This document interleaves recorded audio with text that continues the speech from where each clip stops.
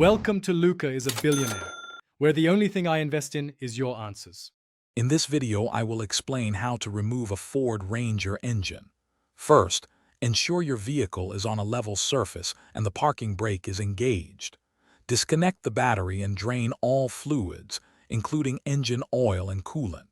This crucial initial step ensures safety and prevents spills during the removal process. Always wear appropriate personal protective equipment. Next, begin by removing the hood for better access. Now, let's move on to disconnecting the various components. You'll need to detach the exhaust system from the manifolds and remove the drive shaft. Carefully disconnect all fuel lines, vacuum hoses, and electrical connectors from the engine. Take your time and label everything clearly to make reinstallation easier.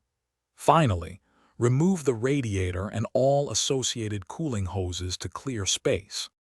With everything disconnected, it's time to prepare for the actual lift. Unbolt the transmission from the engine, ensuring it is properly supported or removed separately. Next, remove all engine mounts and the bell housing bolts that connect the engine to the transmission.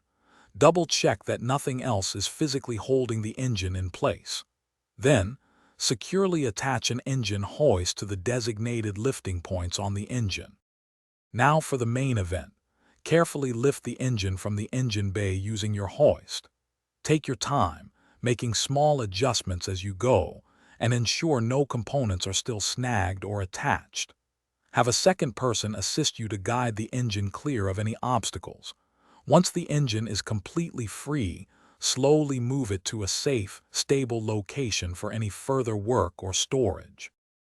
Thanks for watching and please subscribe. It's the best investment you'll ever make.